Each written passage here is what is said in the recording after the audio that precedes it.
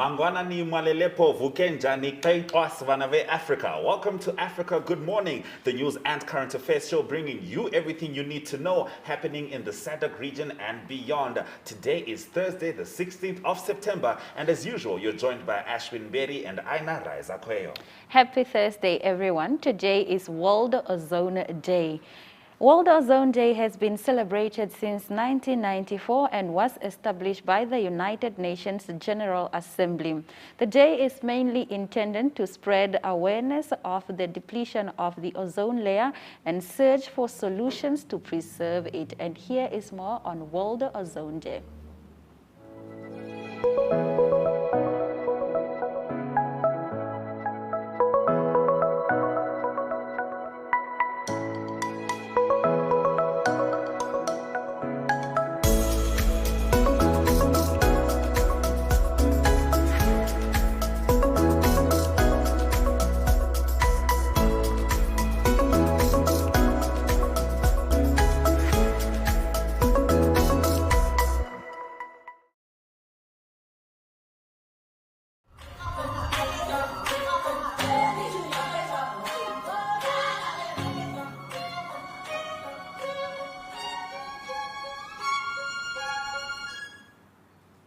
Welcome back to Africa Good Morning. In our top stories this morning, board seeks consensus to form a government. The junta militar in Guinea announced that starting tomorrow, it will start a series of meetings for the formation of a new government of national unity. The meetings, according to a statement from the board read on the country's public television, aimed at concerted efforts to outline the main lines of political transition and the formation of the government, civil society and diplomatic representations. The public, Joanna Afrique, says that since the consumption of the coup d'etat, the price of aluminum has risen to figures never reached. Guinea is one of the world's main producer of bauxite, the main miner for the production of the aluminum. The junta militar assured the investor operating in the country, particularly mining companies, that it will fulfill its commercial commitments, respecting all requirements. Sticking with Guinea, Guineans expect change after coup. After the coup, Guineans hope to see their daily lives improve, while more than half of the population still lives on less than $1 a day. The consultations to which the junta invites the various actors of society with a view to forming a transitional government began on Tuesday. These meetings will be very well attended by Guineans who are waiting to learn more about the contours of this transition promised by Lieutenant Colonel Mamadi Doumbouya. In Bonfi, one of the poorest neighborhoods in the capital Conakry, Abubakar Keita, a 28-year-old security guard, lives with his family in a concession where 3 generations are crowded. With a salary of 70 euros per month, it is impossible for him to make ends meet. Abdoulaye, the patriarch, retired from the railways, has known all the political regimes in the country. For him, living conditions in Guinea have continued to deteriorate. The most important thing for us, we want the Guineans to move forward, that the Guinean population, everyone earn their own bread. That's what we want, he said. Africa could become a breeding ground for new COVID-19 variant if pandemic is not controlled, reveals a study. A new study shows that if the COVID-19 pandemic is not controlled in Africa, the continent will become a breeding ground for a new COVID variant.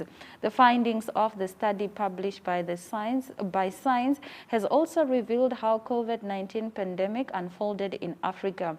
According to the study, the epidemics in most countries were initiated by importations predominantly from Europe, which diminished after the early introduction of international travel restrictions. However, as the pandemic progressed, ongoing transmission in countries and increasing mobility led to the emergence and the continent-wide spread of the variants of concerns and interest.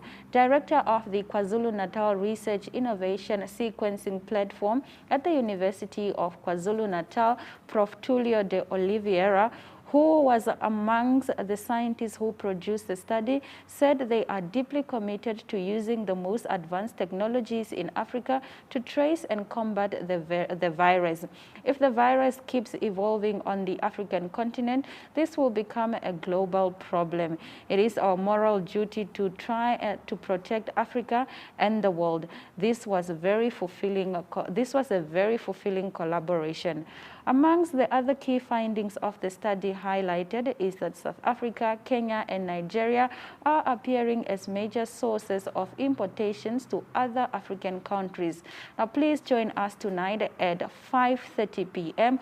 on our Facebook pages, The Republican, Namibian Sun, and Algemeine Zeitung for Doctors in Debate with the theme, Dissecting the Third Wave. Are we better equipped for the fourth onslaught? Prof. Tulio de Oliveira will be one of the panelists. Yes, make sure you check that out. It is important now more than ever to stay correctly informed. In our next story, Mozambican Navy arrests 20 suspected terrorists. Mozambican Navy patrols on Monday detained 20 men suspected of being ISIS terrorists on board two fishing vessels off the coast of Mocimboa da Praia district in the northern province of Cabo Delgado. The two boats were sailing in a forbidden area, reports the independent television station STV. The movement of all vessels, including fishing boats, between Mocimboa da Praia and Palma is strictly prohibited in a bid to enforce tighter control and prevent the use of the coast by terrorist groups. However, the suspects denied any involvement with the terrorist groups and claimed that they did not know it was forbidden to sail along the area. Lucas declared that the number of terrorists arrested has been falling and Mocimboa da Praia is broadly under control of the joint task force set up between Mozambican and Rwandan forces. Moroccan police dismantle terrorist cell. Moroccan police today dismantle a 3-person terrorist cell suspected of recruiting followers of the extremist group Islamic State, of extolling the acts of jihadists in Afghanistan and planning terrorist attacks in Morocco. The operation, carried out by staff of the Directorate General of the Territory Civilians, allowed the arrest of the cell leaders who, according to the investigation, recruited and indoctrinated followers and used a warehouse as a place of prayer after having prohibited followers from praying in the mosques. The note states that the member of the cell chose a person who works in public institution as an imminent target of a terrorist act, but does not provide further details about his identity. SADC facility to finance trans-boundary conservation efforts. Malawi's Minister of Forestry and Natural Resources, Nancy Tembo, has recently launched a financing facility to support trans-boundary conservation actions for Southern African Development Community Transfrontier Conservation Areas. Speaking at the launch, Tembo said that the TFCA financing facility will complement efforts by governments of Southern Africa to develop sustainable financing mechanisms for conservation of nature that straddles international boundaries in the region.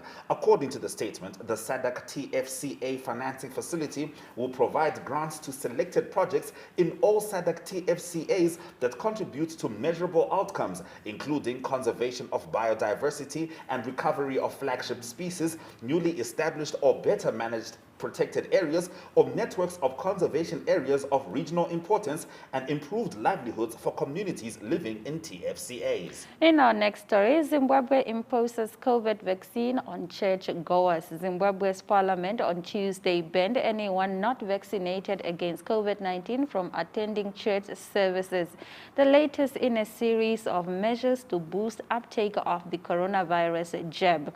The Southern African country had already made the vaccine mandatory for civil servants and teachers earlier this month. Getting vaccinated is also a prerequisite for trading in markets, working out at gyms, frequenting restaurants, and sitting a university exam. With regards to church, Cabinet has resolved that only vaccinated congregants can attend, said a statement issued after the Cabinet meeting. Zimbabwe's underspilled vaccine centers have struggled to keep up with the growing demand fueled by the jab-linked restrictions. The country country has also so far relied on vaccine doses produced in China, India, and Russia, but recently approved the emergency use of Johnson & Johnson vaccine. Now, in a truly horrific development, 2 women lynched in DR Congo over witchcraft claims. Congolese villagers lynched 2 women accused of witchcraft, adding to 3 people already killed for the same reason in the eastern Fizi area this year, a local official said on Monday. The victims, one aged 58 and the other whose age is unknown, were accused of poisoning a mother of 7, said Fizi Administrator Jean de Dieu Selemani. They were lynched by family members of the dead woman, he said. There have been a number of cases of mob justice in several villages in the territory of Fizi, Selemani said. Despite the awareness campaigns we are doing to stop the population from taking justice into their own hands, the 5 murders this year have involved 3 men and the 2 women, he said, adding that a week ago, a 22-year-old man was burnt alive. In our next story, Hawks arrest a suspect for massive Experian data breach. The Hawks on Wednesday arrested a 36-year-old suspect in Gauteng following an investigation into the massive data breach at credit bureau Experian in August 2020. Experian is one of the largest credit bureaus in the country. The information from credit bureaus is used to assess the status of customers when they apply for credit and is also shared consensually with other credit bureaus. The suspect was expected to appear in the Palm Ridge Magistrate Court on the same day as his arrest on charges of fraud and the contravention of the Electronic Communications and Transaction Act. Namibia, local study on upside-down rhino transport wins IG Nobel Prize. A study on the upside-down airborne transportation of rhinoceroses conducted in Namibia is among the top winners of this year's IG Nobel Prize Awards. The IG Nobel Prize is a satirical prize awarded annually since 1991 to celebrate 10 unusual or trivial achievements in scientific research with the aim to honor achievements that first make people laugh and then make them think. The upside-down rhino transport study, which won an award for transportation research, was conducted by wildlife veterinarian Robin Radcliffe from Cornell University. According to a BBC report, Radcliffe and his colleagues wanted to determine if the health of the animals are compromised when slung by their legs beneath a helicopter. His team conducted the research in collaboration with Namibia's Ministry of Environment, Forestry and Tourism. The project saw 12 tranquilized black rhinos suspended by their feet from a crane, and their physical responses were then measured. These results provided evidence that the rhinos did better in this unusual position than when lying chest down or on their sides. This feels like rhino yoga. Very interesting. All right. Very interesting. Lecturers fight over COVID drugs. 5 scientists working on a drug that could potentially cure COVID-19 are locked in a bitter fight that has stalled the project. The National University of Lesotho scientists are fighting over potential earnings if the drug is approved. Central to the dispute is how much each of the academics contributed to the research and how their contribution translates into shareholding in the company under which the project was started. The group is now splitted amid allegations of greed, conflict of interest, and squabbles over the weight of the intellectual contribution of each member of the team. Although tension have been simmering since mid-2020, matters appear to have come to a head after the concoction was tested by the NULS Pharmacy Department and the Council for Scientific and Industrial Research in South Africa. Put simply, the result showed that the concoction had the potential to cure COVID-19, but more trials were needed to approve its safety and efficacy. It is the CSIR report showing the potential of the drug that seems to be the main source of the squabbles that have rocked the team. Soraya Da Piedade at Africa Fashion Up. The stylist Soraya Da Piedade was selected after a rigorous evaluation process to present her new collection at Africa Fashion Up in Paris, France. This is the first event organized in Paris dedicated to contemporary African fashion. Soraya is the only Angolan and Palop art stylist invited to this parade, which will take place at the Hotel Salomon de Rothschild, classified as a historical monument located in the heart of the City of Love near the Arc de Triomphe. The aim of Africa Fashion Up is to show African creativity through fashion, with the intention of becoming a showcase for a new generation of designers without forgetting its roots in history and tradition. We certainly want to check that out. Now, across ages and across the times, even in biblical times, the common enemy of the farmer is the locust. Yes. Well, now we have an app to track their whereabouts. We'll be talking about that after the break.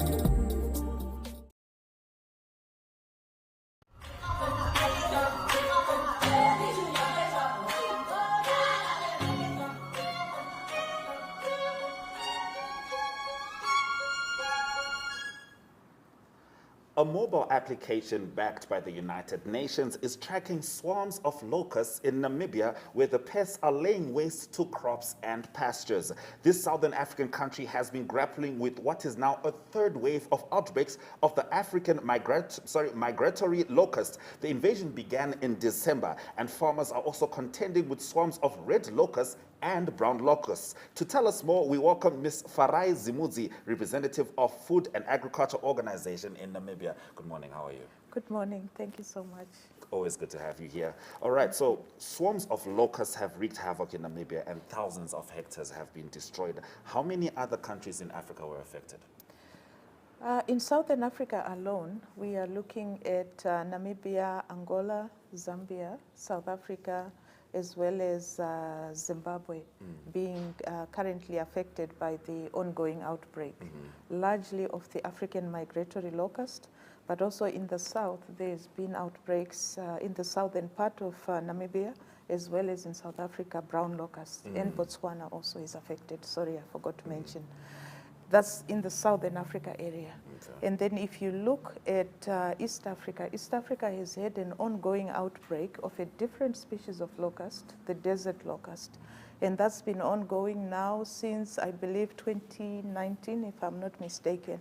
So it's something that is continuing. And we know that Madagascar, for example, almost on an annual basis, they have locust outbreaks as well. So these are the countries that we can say are affected.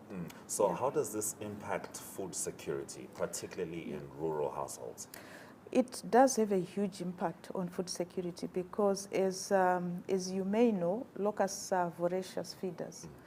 And if you look at the size of the swarms, they are enormous. It's like a dark cloud.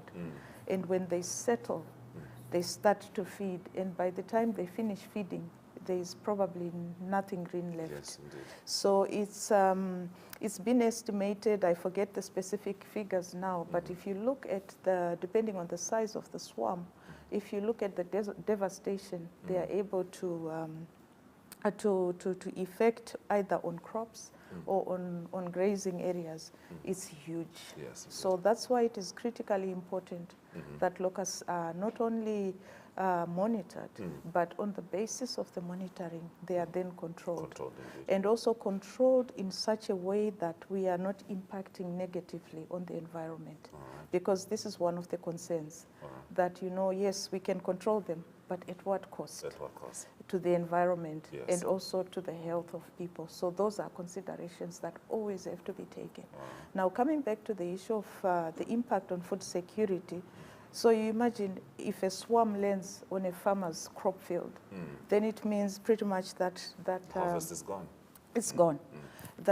So it's important, again, to make sure that we control that, because, for example, we are coming, especially in Southern Africa, in Namibia specifically, we are coming out of many years of drought in many areas.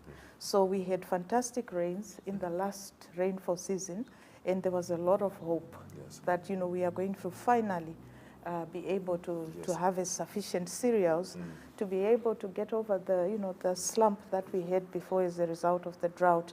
And also looking at the livestock side, finally the grazing areas are starting to regenerate. Our animals are getting sufficient pasture to feed on, and now we have this problem.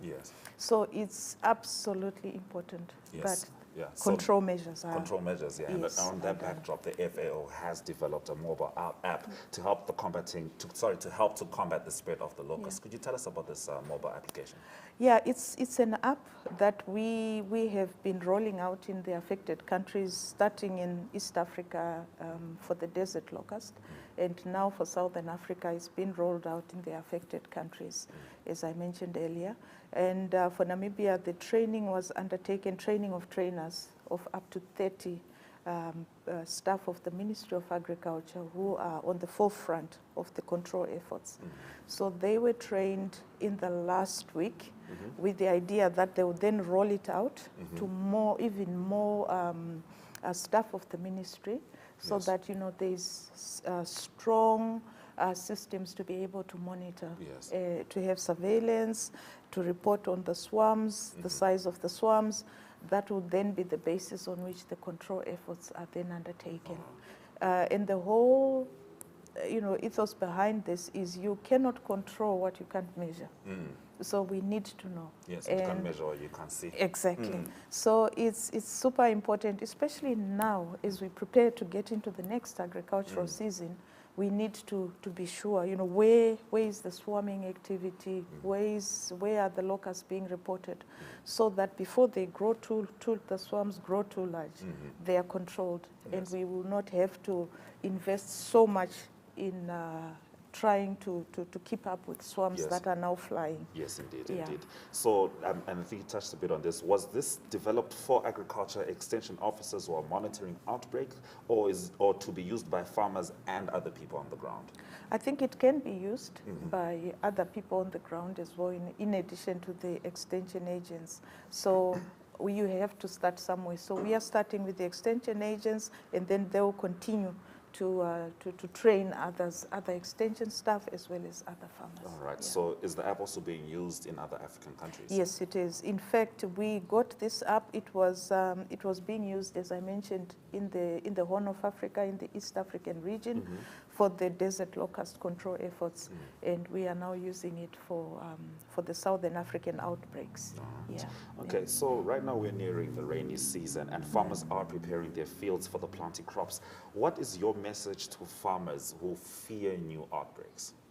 I think the key is that, number one, it's important to inform whenever they see swarms, to inform the local authorities.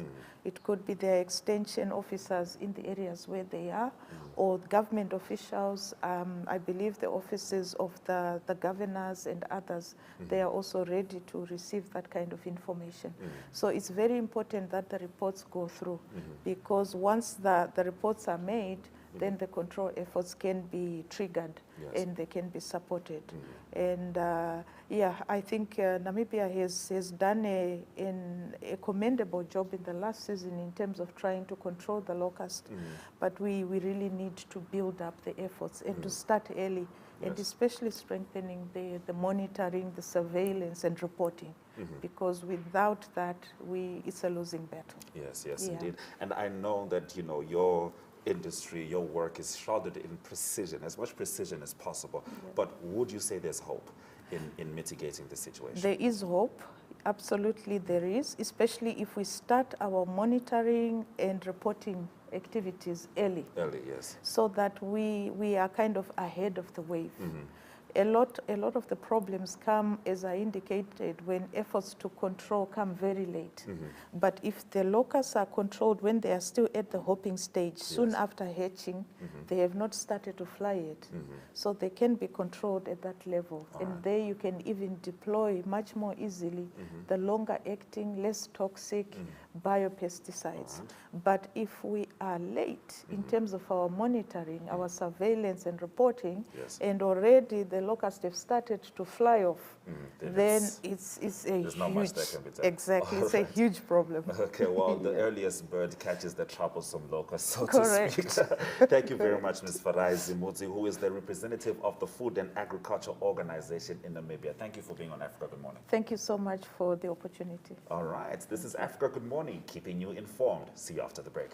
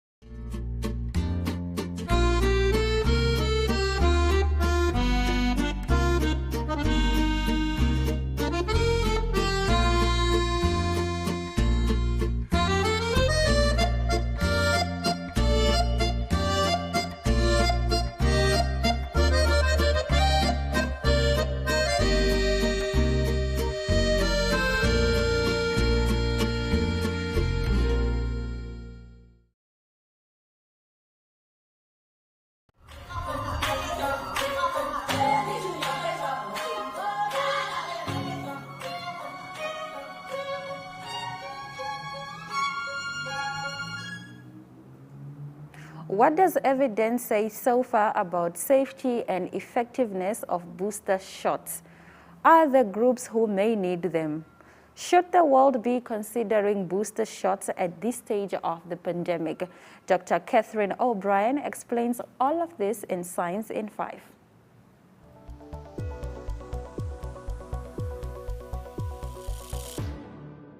Booster shots. What do we know about those third doses of the vaccine so far? Are they safe and effective? Who are the people who may need them? And should the world be looking at booster shots at this stage of the pandemic? Hello and welcome to Science in 5. I'm Vismita Gupta-Smith. We are talking to Dr. Catherine O'Brien today. Welcome, Catherine. Let's start with booster shots and what we know about them so far. Well, first, I think we should distinguish what we mean when we say booster shots. What we're really talking about right now is there a need to get a third dose of a vaccine if you've already received your first 2 doses? And there are really 3 reasons why we might want to give an additional dose. The first is if you didn't respond, if you're in a category of people that didn't respond adequately to the first 2 doses that you received, we do have some information that for immunocompromised people, it may be necessary to receive a 3rd dose because those first 2 aren't doing what they do in otherwise normal healthy people. The second reason why we might give a 3rd dose is if over time the immunity that you received and achieved as a result of being vaccinated starts to wane, it starts to deteriorate or go down over time. And in fact, the evidence right now shows that the vaccines are holding up extremely well to protect you against severe disease, hospitalization, or even death. So we don't see strong evidence leading to a need to provide a 3rd dose for people who have already been vaccinated. The third reason we might want to give a 3rd dose is if the performance of the vaccines are less or inadequate against some of the variants of concern that have emerged. And again, the vaccines that we have right now against the variants, and we're watching this very carefully, are holding up extremely well against the severe end of the disease spectrum. Generally speaking, the vaccines are performing very well. Kate, is there a scenario where certain groups of people may need this 3rd dose of a booster shot? Right now, we do have some evidence that there's a small proportion of people, those people who have serious immunocompromising conditions, that don't seem to respond to the first 2 doses in the way that people who don't have an immunocompromising condition do. What they need is they need a 3rd dose, but that's really for their primary response. It's because they haven't adequately responded to the first 2 doses. But apart from the protection that a booster dose affords people, there are some other considerations. We need to know, does giving a 3rd dose actually increase the immune response? And we do see evidence that that's true, and we would expect that to be true based on what we know about how vaccines work. But the other issue is, should those doses be given? As I mentioned before, the evidence is weak for making that argument. We certainly don't see conclusive evidence that a booster dose among the majority of people who have been vaccinated already is needed. And the third issue is safety. Giving a 3rd dose needs to be monitored for the safety issues. And we would like to see a safety database before we would make any such recommendation. And that evidence is also building, but we're not there yet. But the question still remains, should the world be looking at booster shots at this stage of the pandemic? So right now, we're in a situation where, as I said, the evidence shows that the vaccines that people have received are holding up really well to protect you against severe disease, against hospitalization, and against death. And that's really the primary intent of the vaccines. What we also see is that we're in a really inequitable place right now about who has already received the 1st and the 2nd doses to provide protection against those severe outcomes. In low-income countries and low-middle-income countries, they are only at about 1%, 2%, 5% of the population having received vaccine already. And that compares with a lot of vaccine having been deployed in high-income countries and upper-middle-income countries. So the focus now for the supply needs to be to protect those people who are not yet protected at all by vaccines. It will reduce transmission, it will reduce the likelihood of more variants emerging, and it will give us time to see more of the evidence about whether or not booster doses will eventually be needed. Nobody is safe until we all have the opportunity to be vaccinated, to be protected against the virus. While vaccine coverage is increasing, and what that really means is getting doses now to those parts of the world that have not had adequate supply so far. While we're doing that, it's really important to continue the other measures that reduce transmission of the virus. That includes mask wearing, hand washing, not gathering in large crowds, when you're indoors, being in well-ventilated spaces. Those are the things that, along with the vaccines, are going to protect you both from disease and from the transmission of the virus. And that's what the focus is right now. That's what's going to end this pandemic.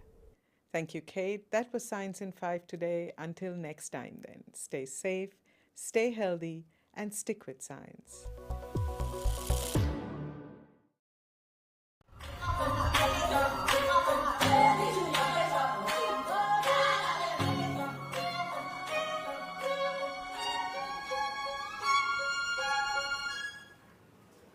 We are certainly living in the information age and we are bombarded with everyone's opinion with regards to COVID-19. But it is so good that you can find a reliable source in the WHO. Always make sure you check out their Science in 5 sections for all the questions that you have. But if you do have questions about how the day will feel today, let's check out what the weather forecast has to say about that.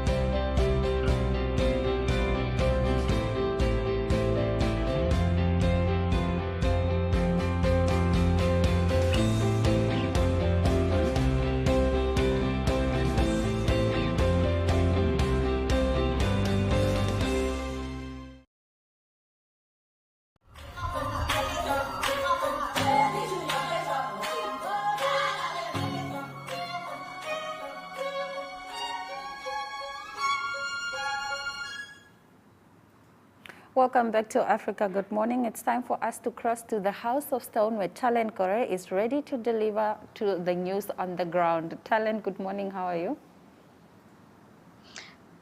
I'm good. How are you doing? I am fantastic. Zimbabwe's court orders exhumation of the former president Robert Mugabe's remains for reburial.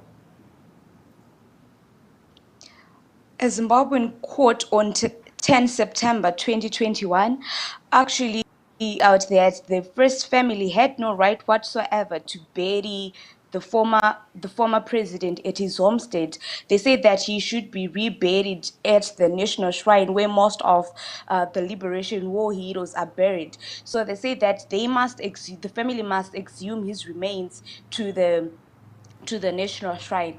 The magistrate said that the Mugabe children had no right whatsoever in attempting to reverse what the traditional courts had cited, had said and cited. They said that the former First Lady was the one who was cited as the respondent in the case and not the Mugabe children.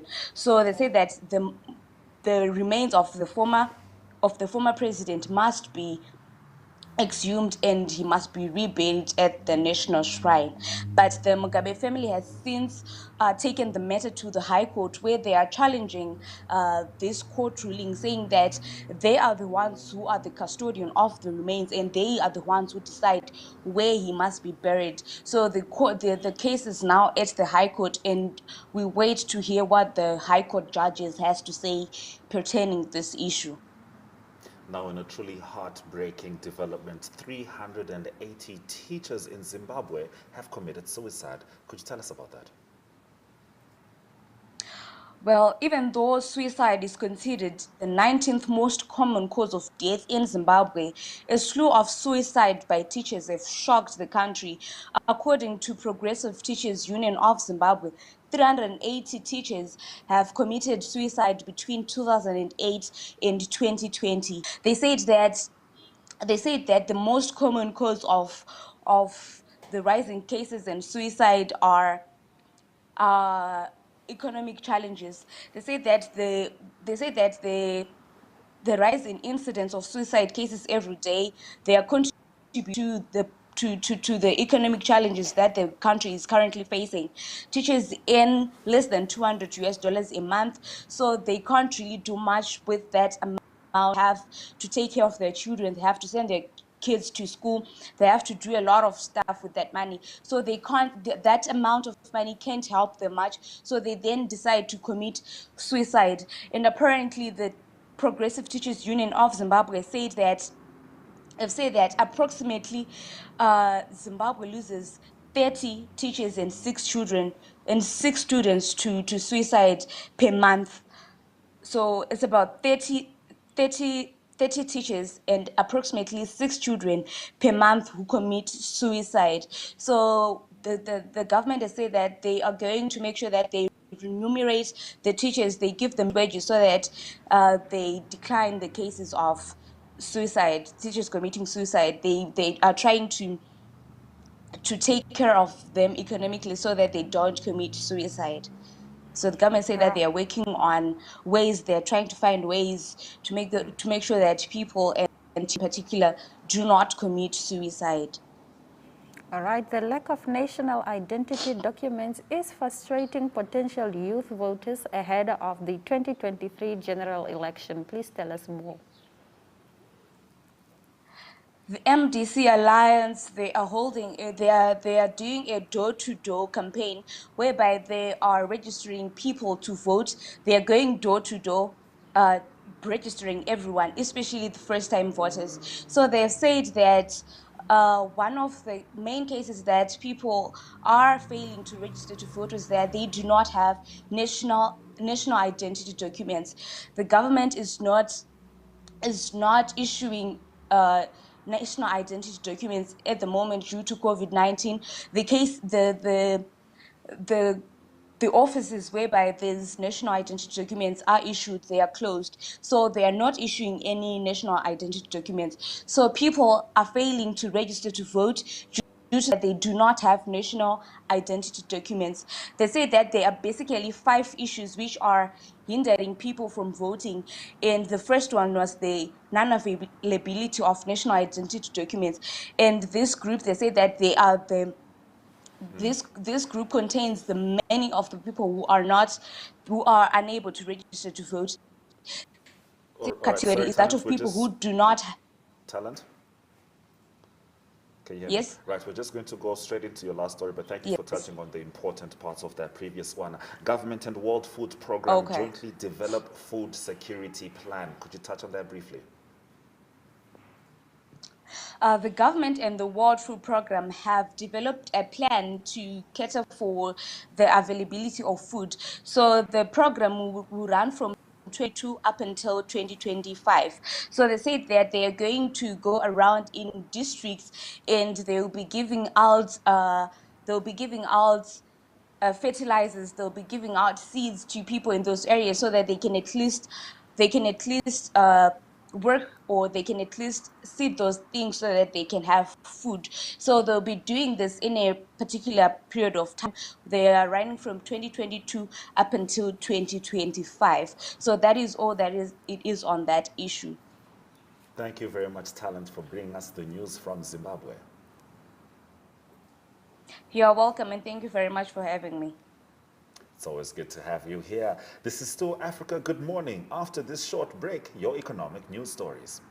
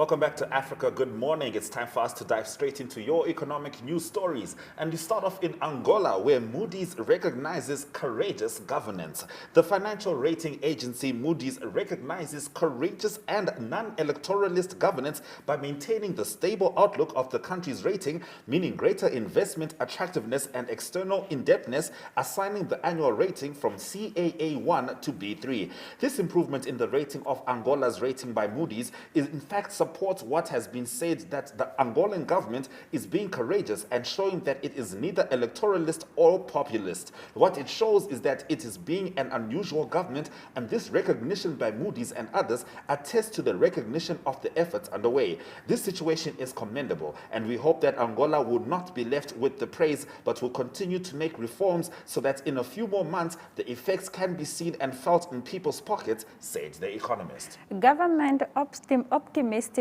of grey listing removal.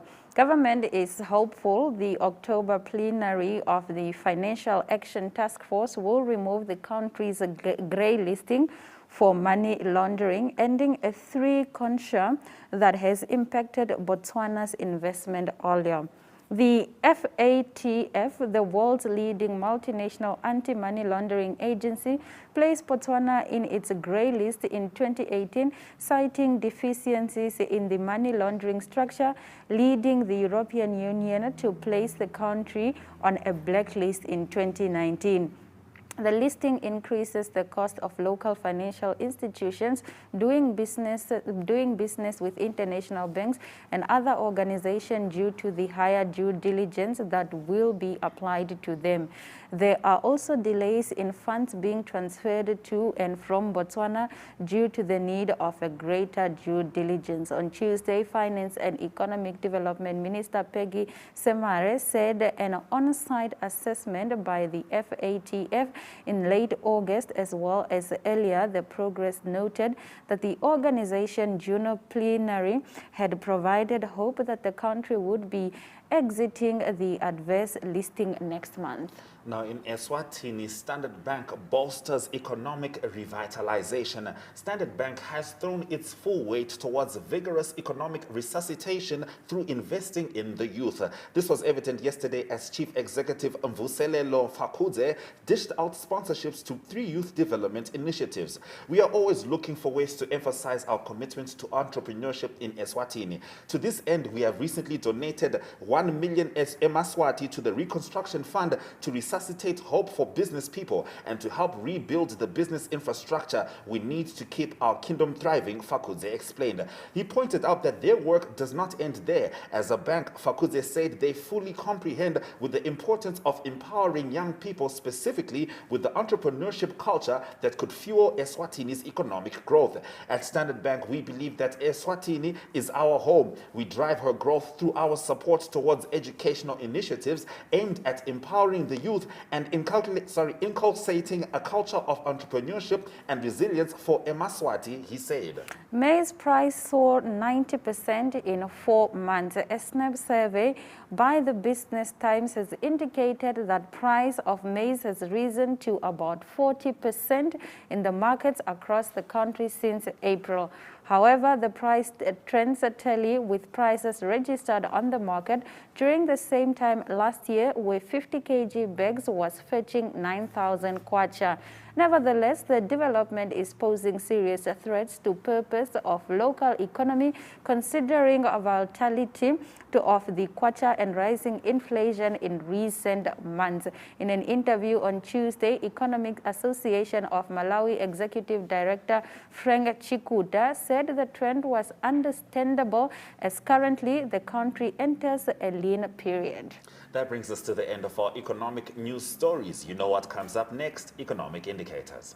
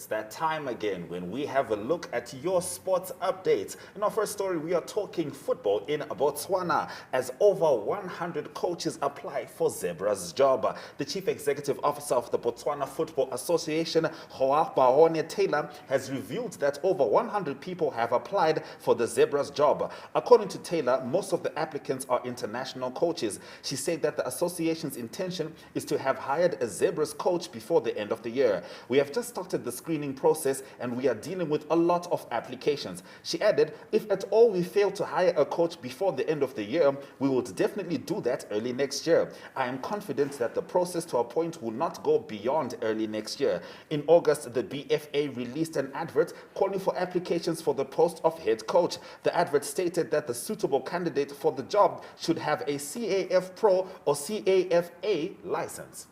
Usain Bolt itching for return. 8-time Olympic champion Usain Bolt has said it's too late for a comeback, but admitted that he has got that itch for a dramatic return to sports. The Jamaican, who's 35, ended his glittering track and career field in 2017.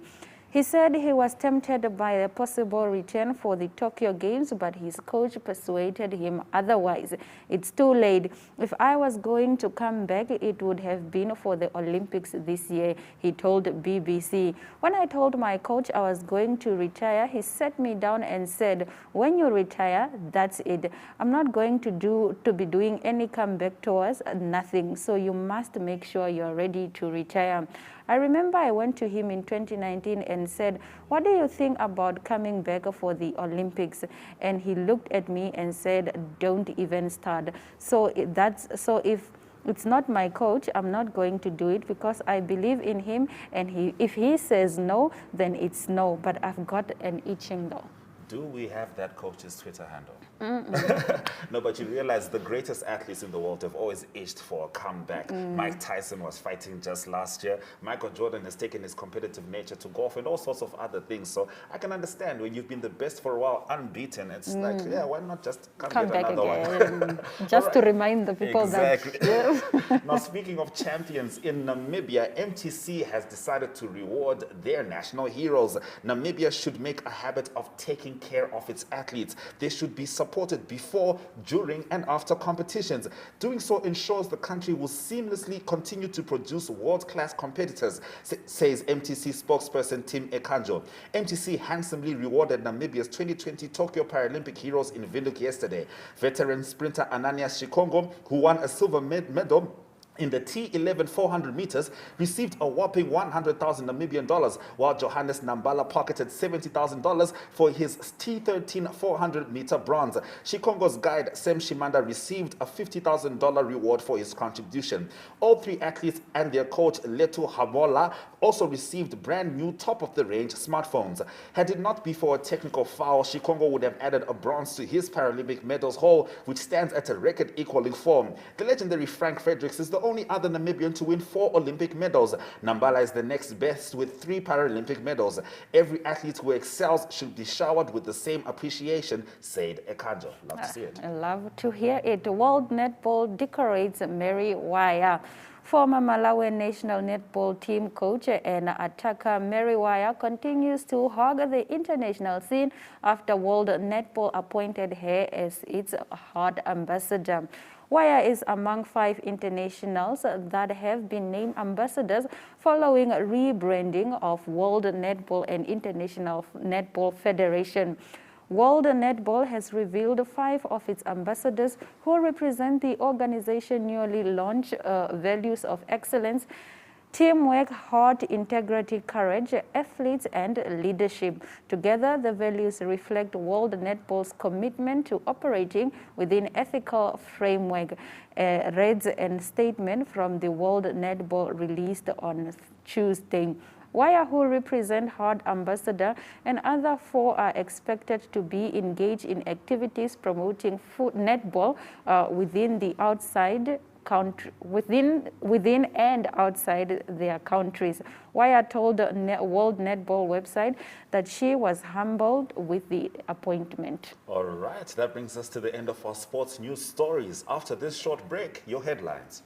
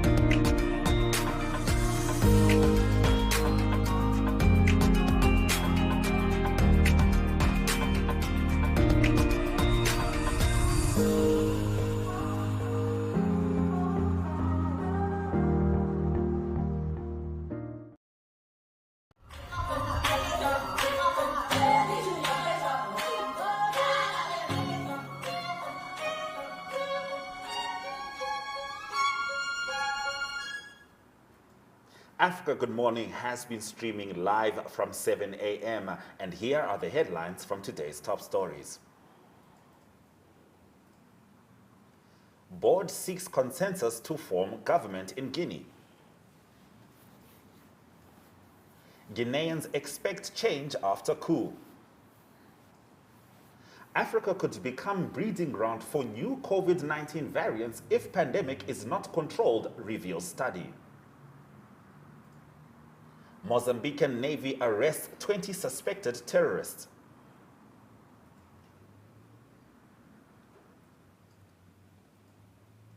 Angola, Moody's recognizes courageous governance. Over 100 coaches apply for Zebra's job in Botswana. Those have been our stories. Thank you very much for joining us on Africa Good Morning. We do welcome your remarks regarding our show. You can email them to us. Our email is agm_2centsworth@nmh.com.na. Alternatively, we are on Facebook and Twitter. That's at Africa Good Morning. We also have a website that's called One Up 2. Do not forget to get vaccinated, wear your mask, and avoid unnecessary public gatherings. We can all beat COVID-19 together. And on that note, it's all my love, all my light. Until tomorrow, Swera Shakanaka.